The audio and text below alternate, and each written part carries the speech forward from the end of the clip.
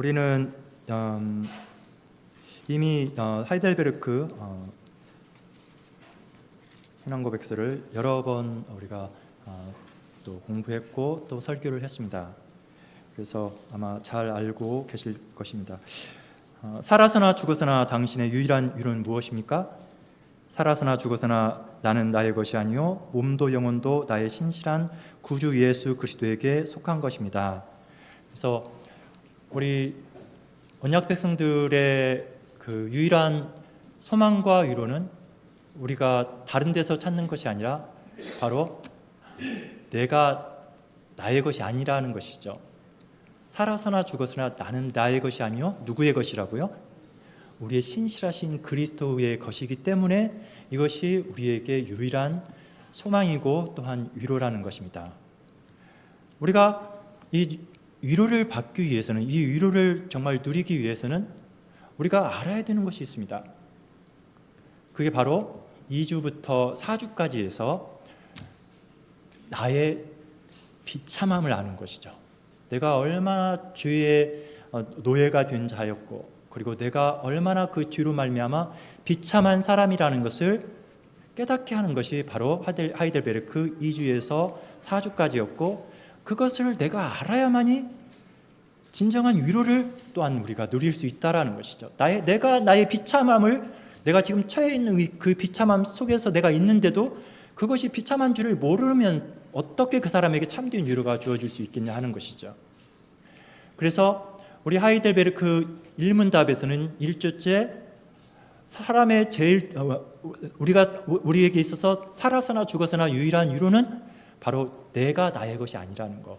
나는 나를 위해서 자기의 모든 것을 내어주신 하나님의 것이라는 것, 예수 그리스도의 것이라는 것, 그것이 나의 유일한 위로라는 것이죠. 이것을 명확하게 알기 위해서는, 이 위로가 참으로 우리의 삶 가운데서 현실이 되기 위해서는 우리가 알아야 되는 것이 분명히 있는데, 그것은 바로 죄와 비참함이라는 것입니다.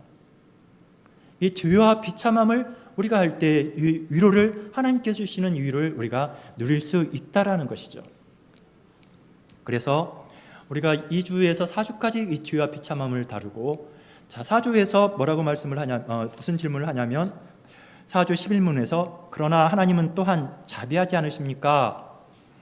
하나님은 참으로 자비하시나 또한 의로우십니다. 하나님의 공의는 하나님의 지존하신 위엄을 거슬린 죄에 대하여 몸과 영혼의 가장 엄중하고도 영원한 형벌을 요구한다라는 것이죠. 우리가 지은 죄에 대해서 하나님께서는 그냥 어떤 분들은 그렇게 말씀하세요. 그냥 하나님이신데, 하나님은 신이시니까 죄 없다 하면 되는데 왜 그렇게 복잡하게 하시는가? 아니요, 우리 하나님은 그렇게 하십니다. 우리는 그걸 믿음으로 고백하는 거예요. 하나님께서 성령을 통하여서 우리에게 성경에서 우리에게 그렇게 말씀하셨어요. 그렇게 선포하셨어요. 하나님께서는 그냥 무인격적으로 너 죄 없어 이렇게 하시는 분이 아니라는 것이죠. 하나님은 지극히 인격적이신 분이기 때문에 죄에 대해서 공의로우신 하나님께서는 반드시 그 죄의 형벌을 요구하신다라는 것입니다. 그러한데 오늘 우리에게 하는 그 질문은 12문에서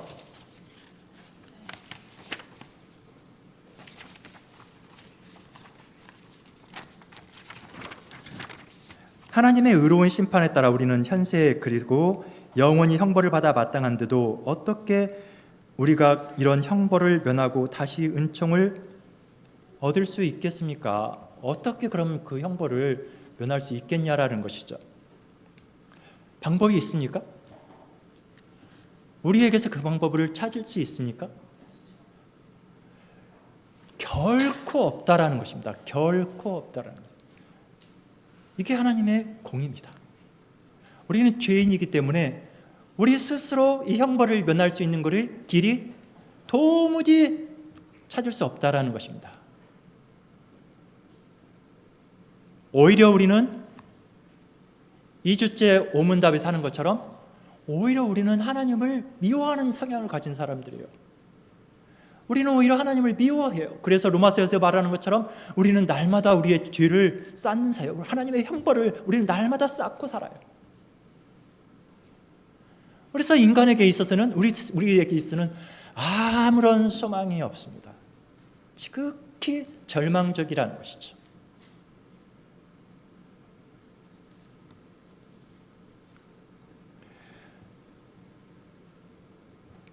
오늘 5주째부터 31주째까지 바로 우리들에게 이제 이렇게 죄와 비참함 가운데 빠져있는 우리에게 과연 구원의 길이 있는가 하는 부분을 다루는 것이죠. 그 구원의 길이 있다라면 그 길은 어떻게 가는 것이고 그 길은 무엇인가 하는 것입니다. 그런데 이 구원의 길을 가기 전에 그 길의 시작점을 우리가 알아야 됩니다. 우리가 구원의 길을 가는데 그 길의 시작점을 모른다라면 그 구원의 길을 바로 들어설 수가 없겠죠. 자, 지옥은 어떤 곳입니까? 왜 지옥이라고 그랬죠?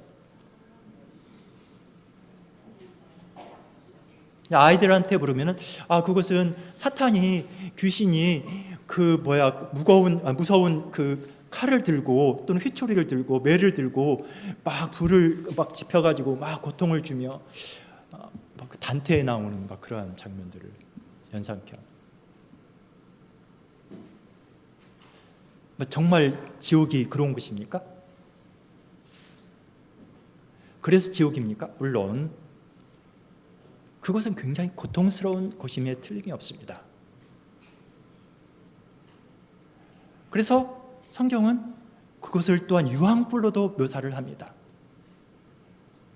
왜 그렇게 고통스럽고 정말 가서는 안 되는 곳일까요? 왜요? 그것은 하나님의 은혜로부터 거절된 곳이에요. 하나님의 은총이 단절된 곳이에요. 하나님께로부터 완전히 추방된 곳이에요. 그래서 하나님과 더 이상 함께 있을 수 없고 하나님이 주시는 그 은총을 전혀 누릴 수 없는 곳입니다. 오전에도 말씀드린 바와 같이 천국이라는 개념과 지옥이라는 개념의 주체는 항상 누구예요? 하나님입니다. 단순한 고통이 있고 없고의 이야기가 아니에요. 하나님이 계시는 곳이 어디예요? 천국이에요.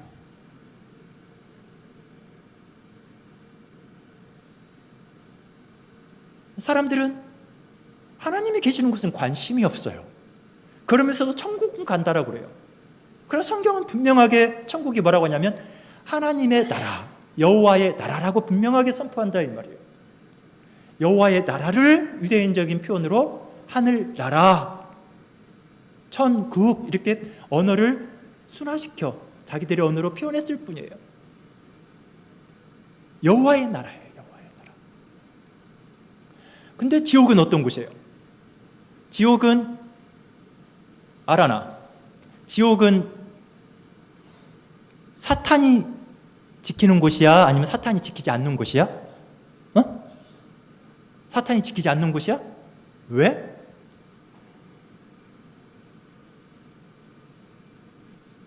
지옥의 왕은 누구죠? 사탄이죠? 이런 절망스러울 수가. 지옥의 왕이 사탄이에요?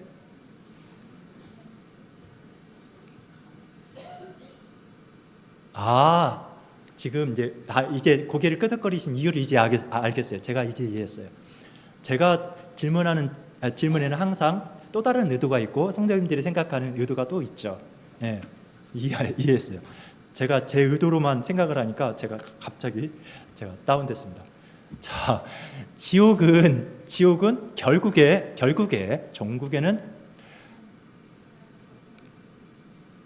형벌을 받는 곳이죠. 영원한 저주의 장소죠. 그것은 사탄이 막 이렇게 하는 것이 아니라 사탄과 그를 따르는 모든 이들이 함께 하나님의 영원한 형벌을 받는 것이죠. 사탄이 그곳에서 막 어떻게 하는 것이 아니라 사탄과 그의 쫄개들이 그리고 그를 따르는 모든 사람들이 그곳에서 영원히 형벌을 받는 것이죠. 그렇죠? 또 다른 표현으로는 그곳에는 뭐가 없어요? 하나님의 은총이 없어요. 귀 있는 자는 들을지어다 하시면서 예수님께서 전하신 그 복음 가운데 천국을 선포하셨어요. 지금 예수님께서 하나님의 말씀을 전하는 거예요. 하나님의 말씀을. 예수님은 하나님의 아들이시며 또한 하나님이셔요. 하나님이 그의 언약 백성들에게 말씀을 선포하셔요. 그래서 그 말씀을 자기의 마음의 심중에 꽉 붙잡고 그 말씀에 자기의 모든 것을 다 내어 맡기는 사람들이 있어요. 그 사람들에게는 뭐가 임한 거예요? 천국이 시작된 것이죠. 천국이 임한 거예요. 그 천국은 계속 연장성산에 있는 거예요. 천국이 여기에서는 지옥같이 살다가 여기에서는 그냥 막 우리 마음대로 살다가 다 끝나고 이제 예수님 오실 때 그때 천국이 임하는 게 아니라 이 말이에요. 새 예루살렘은 우리 교회예요. 우리에게 하나님의 나라가 이미 임한 거예요. 우리는 하나님의 나라 시작 가운데 있는 거예요. 우리는 다른 말로 하나님의 은총 가운데 있는 것이죠. 하나님의 은총 가운데. 지옥은 하나님의 은총으로부터 완전히 출교당한 것입니다. 완전히 추방당한 거예요. 이것을 예수님께서 십자가상에서 보여주셨어요. 우리가 아까 신앙고백에서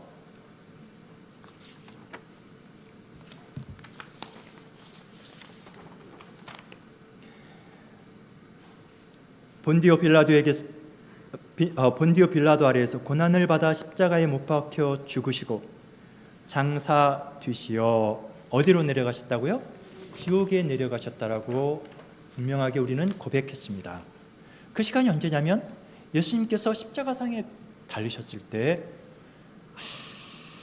아주 캄캄한 어두움이 임했어요. 그 캄캄한 어두움은 어느 신학자가 말하는 것처럼 그 어두움을 만질 수 있을 정도로 그렇게 짙은 어두움이었어요. 한가락에 그 빛도 들어오지 않는 그 캄캄한 어두움이 임한 거예요. 그 말은 무슨 말이냐면 하나님의 은총이 완전히 단절되었고 나의 하나님 어찌하여 나를 버리셨나이까. 성부께서 성자를 버리신 거예요. 이게 가능한 일일까요? 성부가 성자를 버리신다라는 것을 한번 생각해 보셨나요? 시간의 밖에서 영원 전에 이미 성부와 성자와 성령은 삼위일체로서 뗄래야 뗄 수 없는 그 관계 속에서 하나로서 항상 함께 하셨어요. 사랑과 진리와 서로에게 영광을 돌리는 이 교제 가운데서 항상 성부와 성자와 성령께서 함께 하셨다 이 말이에요. 그런데 이 시간 성부께서 성자를 버리신 거라 이 말이에요. 이게 가능한 거라고 생각하십니까? 이건 있을 수 없는 일이에요. 이거는 말이 안 되는 거예요. 뗄래야 뗄 수 없는 관계라니까요. 이거를 뭘로 설명을 해야 될지 모르겠어요. 물리를 하시는 분은 그 원자 속에서 이 전자와 전자를 막 떼고 막 분리하기 가능한가요? 그러면 이미 그거는 이거 아니잖아요, 그렇죠?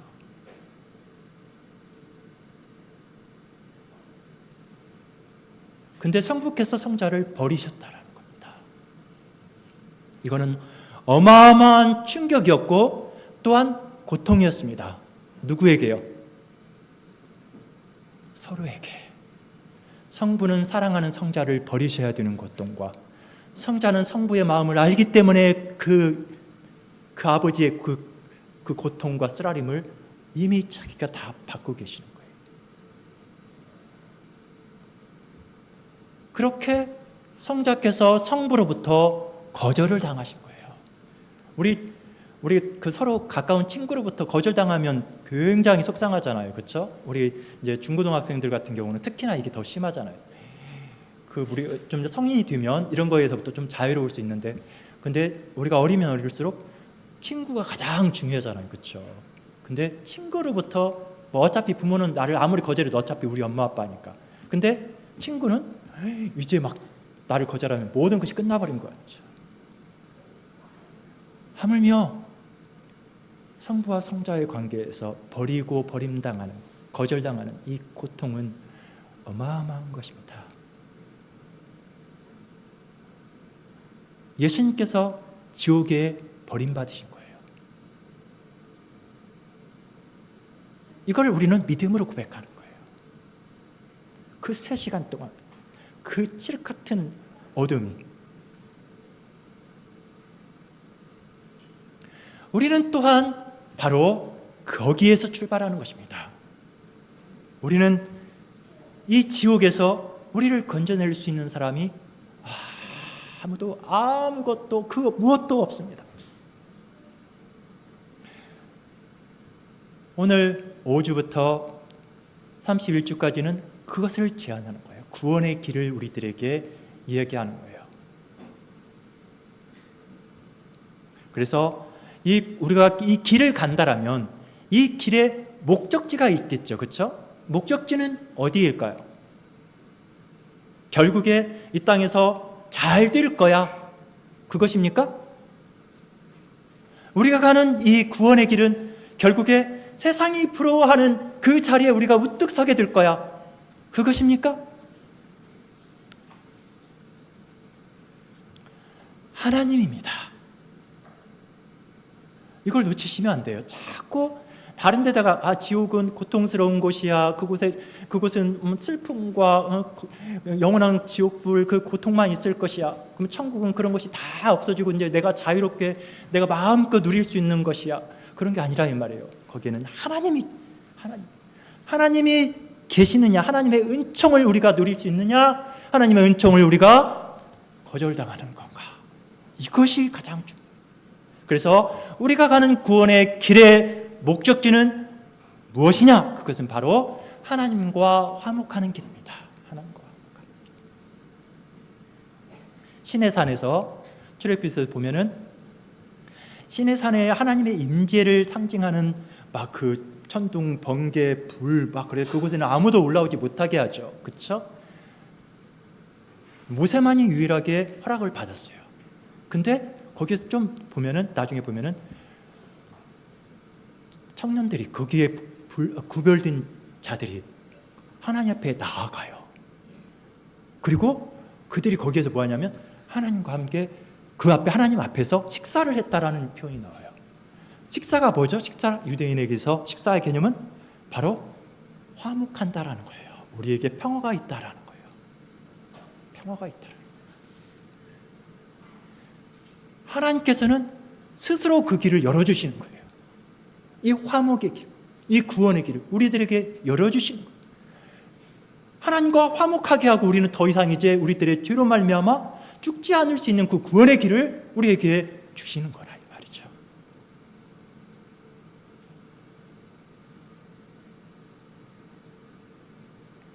그래서 우리가 이 구원의 길을 가지 않게 된다면 우리는 어떻게 되는 것입니까? 종국에 우리는 영원한 심판에 머물게 되는 것이죠. 영원한 심판. 그래서 구원의 길이라는 이 길의 이름은 구원의 길이라고 하면서도 다르게 표현하면 우리는 또 뭐라고 표현할 수 있냐면 하나님과 화목에 이르는 길이다라고 이렇게도 표현할 수 있다라는 것이죠.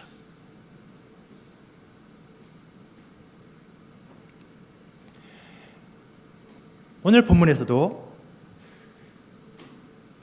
24절에 내가 장차 내 대적에게 보응하여 내 마음을 편하게 하겠고 내 원수에게 보복하리라.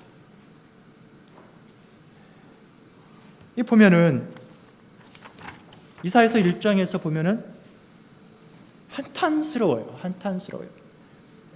이스라엘의 죄가 한탄스러워요. 신실하던 성읍이 어찌하여 창기가 되었고 이제는 살인자들 뿐이다. 은은 찌꺼기가 되었고 포도주는 물이 섞여서 이게 다 속임이죠. 속임.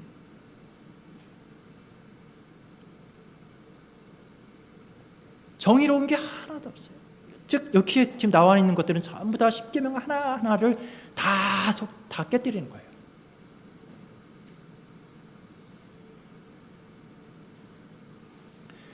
정작 백성들을 하나님께로 잘 인도해야 될 고관들은 패역하여 도둑과 짝하며 다 뇌물을 사랑하며 예물을 구하며 고아들을 돌아보지도 않고 과부들을 또 돌아보지 않고, 즉 무슨 말이에요?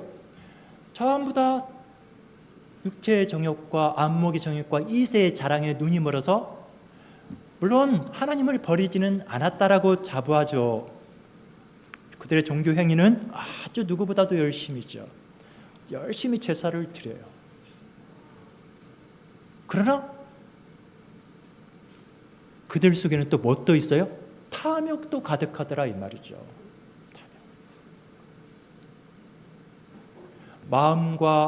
몸과 마음과 뜻과 정성을 다해서 무엇을 해요? 내 탐욕을 이뤄낸다 이 말이죠. 그러니까 누구한테 꽉 잡혀 있는 거예요? 거짓의 아비인 사탄에게 딱 속아 넘어가 있는 것이죠.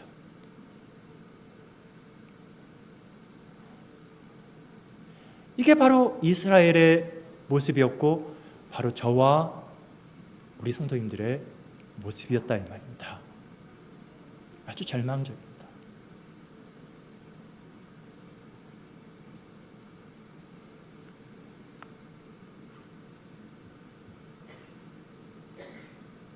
그런데 뭐라 하시냐면 26절에 내가 내 재판관들을 처음과 같이 내 모사들을 본래와 같이 회복할 것이라. 그리한 후에야 네가 성읍이라 의의 성읍이라 신실한 고리라 불리라 하셨나니. 분명히 죄에 대한 형벌이 임해야 되는데 하나님께서 또한 회복을 약속을 하셔요. 이게 하나님의 은혜입니다. 우리가 가는 구원의 길의 특징입니다. 우리는 영원한 저주 가운데 처해야 되는, 우리는 그야말로 아무런 소망이 없는 자들인데 하나님께서 스스로 이 길을 우리에게 열어주시는 것이죠. 우리가 가는 이 화목의 길의 은총이라. 결국에 시온이 하나님의 공의로 구속될 것이라고 선포를 합니다. 자, 하나님의 공의로 회복될 것이라고 분명히 말을 했어요. 그런데 하나님의 공의는 분명히 우리를 구속하는 길이라고 하는데 하나님의 공의에 따르면 여기에 살아남을 수 있는 사람이 있습니까? 없습니까? 또 이 말을 들으니 우리는 또 절망에 빠질 수밖에 없어요. 하나님께서는 분명히 공의로 우리를 회복시키실 거라고 하는데 그 누구도 이 절망에서 벗어날 수 있는 사람이 없어요. 모두가 오히려 하나님의 공의에서 심판만 받을 뿐이에요.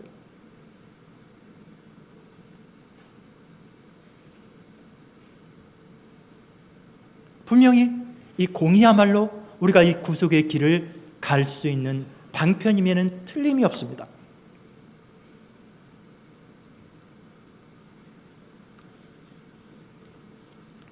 그런데 로마서 2장에서 오 사람아 너희가 하나님의 심판을 피할 수 있다고 생각하느냐? 다만 내 고집과 회개치 아니한 마음을 따라 진노의 날 곧 하나님의 의로우신 판단이 나타나는 그날에 이 말 진노를 내게 쌓는도다. 우리는 본성상 하나님을 미워하는 사람들이에요. 하나님을 미워. 아까 천국도 오해를 하잖아요. 천국도 하나님 빼버리고 하나님 없으면 좋겠는, 얼마나 간악한 인간들입니까? 저와 여러분.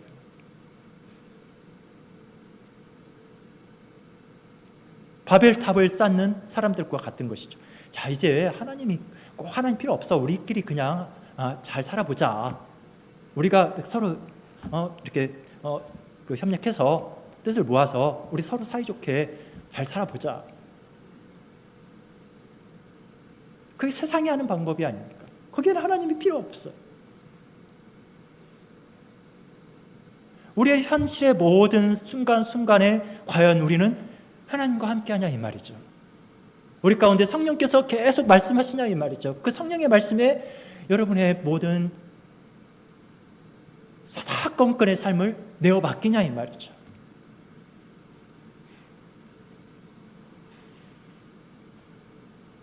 하루하루 살아가면 살아갈수록 절망적일 뿐이죠.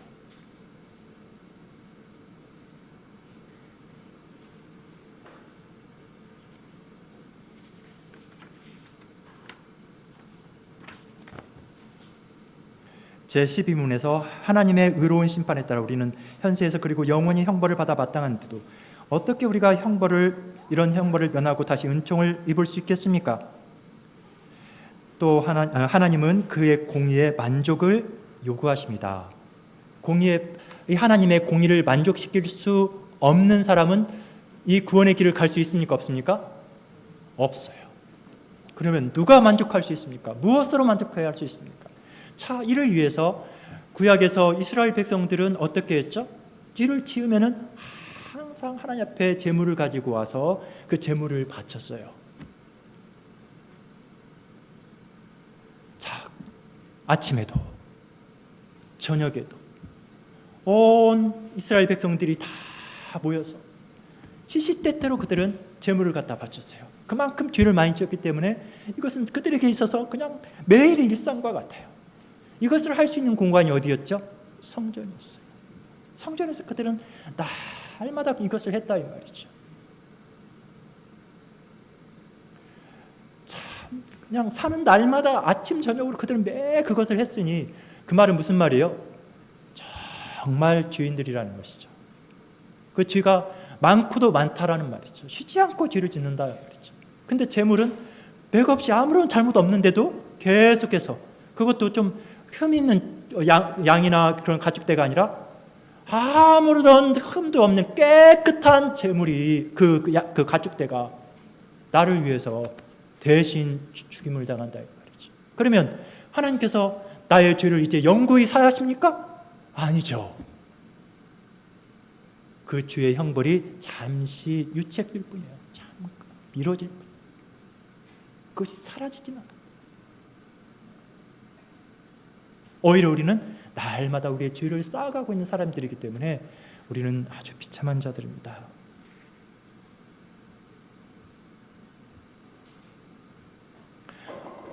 그러면 이것을 어떻게 해야 됩니까? 우리가 키우는 애완견들이 있죠. 나를 보면 막 꼬리치고 나에게 모든 것을 다 맡기는, 나를 완전히 좋아하는 강아지들이 있어요. 강아지가 저를 위해서 대신 형벌을 받을 수 있나요? 너 나 그렇게 좋아하지? 너 내 대신 영원한 이 지옥의 저주를 네가 대신 받으려. 할 수 있습니까? 안 된다라는 것이죠. 안 된다. 아니면 우리를 사랑하는 우리의 부모가 나를 위해서 모든 걸 내어줄 수 있을 것 같아요. 그러면 그분들이 나의 모든 죗값을 다 해결할 수 있습니까? 없어요. 없어요. 아무도.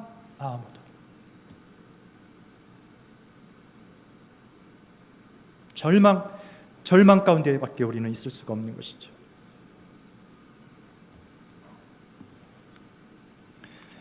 스스로 이런 죗값을 치를 수 있습니까? 도무지 없습니다. 오히려 우리는 날마다 우리의 죗값을 증가시킵니다. 14문 제가 질문합니다. 단지 피조물로서 우리를 위해 죗값을 치를 수 있습니까? 대답하십시오.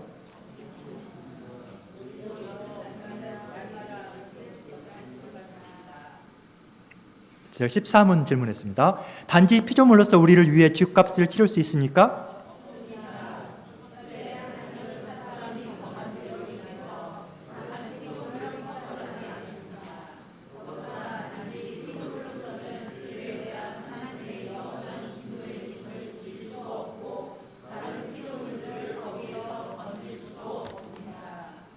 그래서 미가서에서는 내가 무엇을 가지고 여호와께 나아가며 높으신 하나님께 경배할까?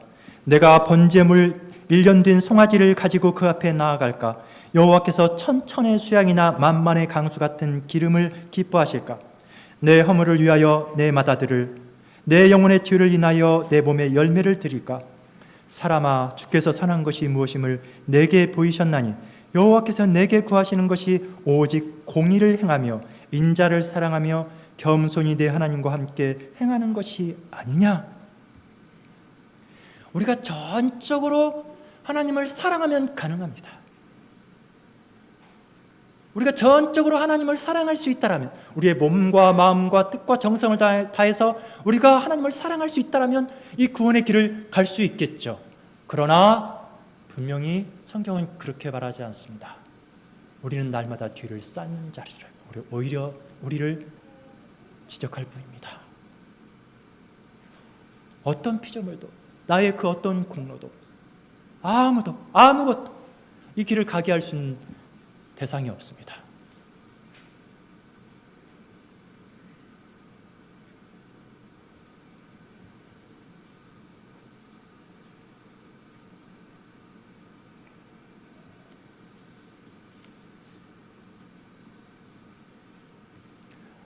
우리가 할 수 있는 것은 딱 한 가지예요.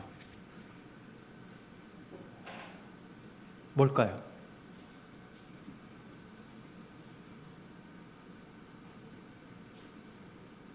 다윗이 죄를 범했잖아요. 그렇죠?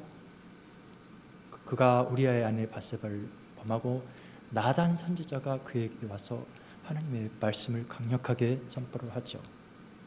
그랬을 때 그가 할 수 있는 건 뭐였을까요? 상한 마음밖에 없는 거예요. 나의 죄의 비참함을 하나님 앞에 고백하는 것밖에 없는 거예요. 하나님, 그거 제가 일부러 그런 게 아니고요, 그 여자가 저를 꼬신 거예요. 그런 게 아니잖아요. 제가 어떻게 그런 마음 갖겠어요? 그 여자가 하필 그때 거기에 있어가지고 제가 그런 것이지, 그게 왜 제 잘못입니까? 그런 게 아니잖아요. 하나님 앞에서 자신의 죄를 철저하게 하나님 앞에 내려놓은 거예요. 하나님, 나를 불쌍히 여기소서. 세리처럼 나는 죄인입니다. 나를 불쌍히 여기소서. 우리가 할 수 있는 건 아무것도 없어요.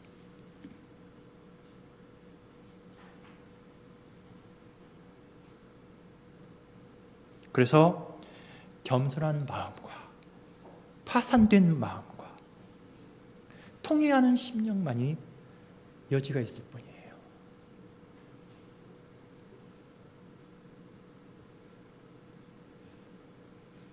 그렇다면 분명히 공의의 길을 통하여서 하나님께서 분명히 약속하신 거잖아요. 그렇죠? 이 공의의 길을 통하여서 하나님과 화목할 수 있는 그 길을 우리들에게 주신다라고 약속하신 거잖아요. 그렇다면 분명히 뭔가 여지가 있는 거 아닙니까? 그렇죠? 분명히 하나님께서 하신 말씀이면 그 말씀에는 분명히 생명의 길을, 이 화목의 길을 우리가 갈 수 있는 여지가 있는 것인데, 그러면 그 길의 여지가 뭐냐 이 말이죠. 우리에게는 없으되 누구요? 바로 우리 주 예수 그리스도, 우리의 주인 되신 분, 우리의 주인 되신 분. 살아서나 죽어서나 나는 나의 것이 아니요 나는 누구의 것이라고요? 바로 우리의 신실하신 구주 예수 그리스도의 것이 내가 되었다라는 거예요. 나에게 유일한 소망은 바로 나의 주인이신 예수님밖에 없는 거예요. 그분이 이 길을 이루신 거예요.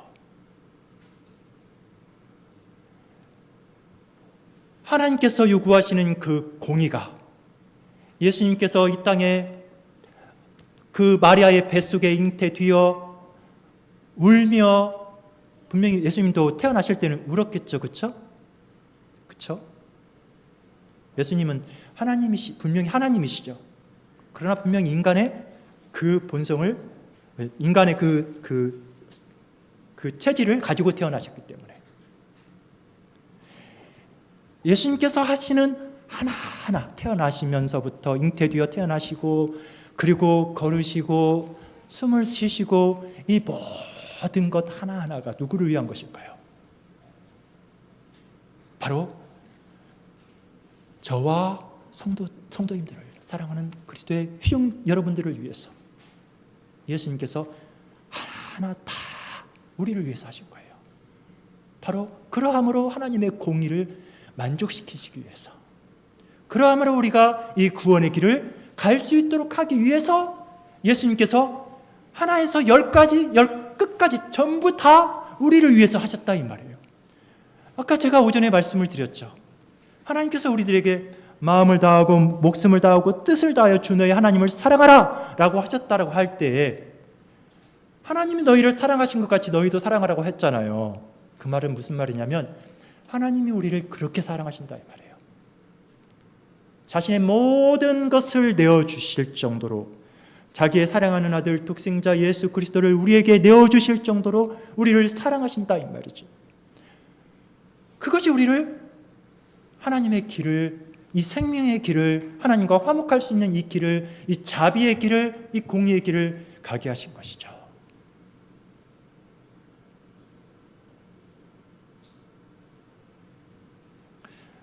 오전에도 말씀 잠깐 드린 바와 같이 사람들은 예수님이 선포하신 그 복음을 거부하는 사람들이 있었어요. 왜 거부했냐면 그 길이 수치의 길이에요.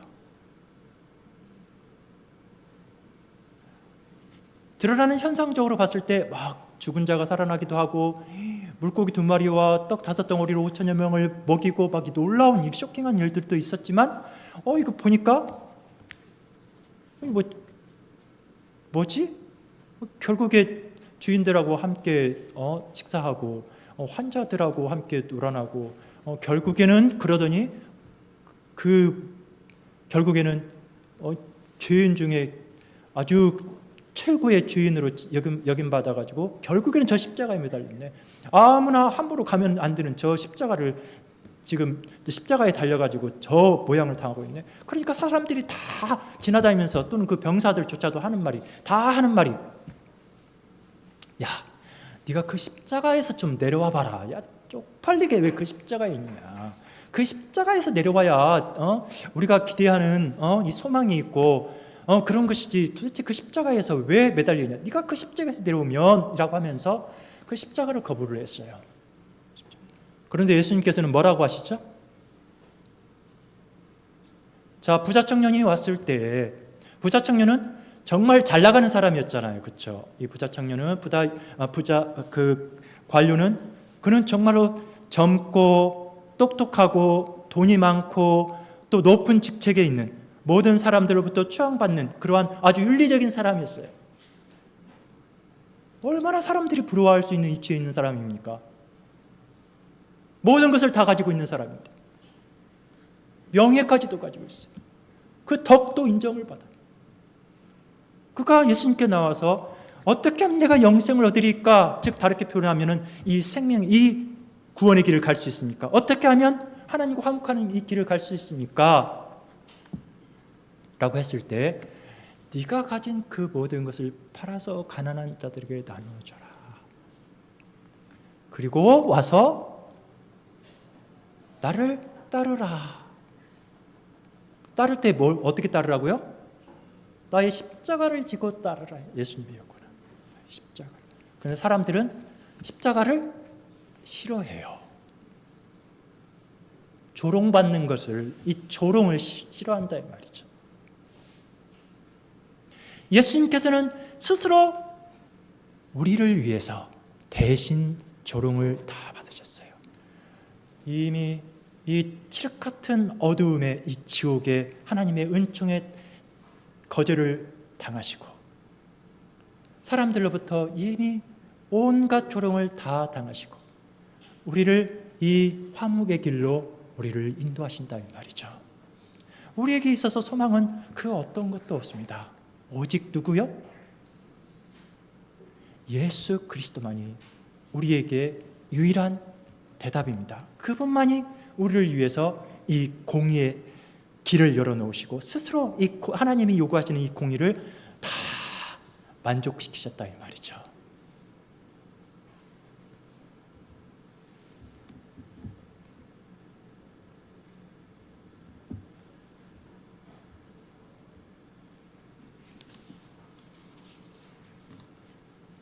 사랑하는 성도님들, 우리는 이제 천국 백성으로서 하나님과 화목하는, 하나님의 임재 가운데서 하나님이 주시는 모든 은총을 누릴 수 있는 그 길을 우리는 지금 현재 가고 있습니다. 우리는 이 길을 시작한 사람들입니다. 이 길을 포기하시면 안 돼요. 하나님의 말씀을 주야로 묵상하고 항상 교리를 가지고 다니면서 언제 어느 순간이든지 우리는 무엇을 찾아야 돼요? 하나님의 은총을 찾아야 돼요. 하나님께 항상 되어 맡겨. 이 길을 저와 함께 가시겠습니까?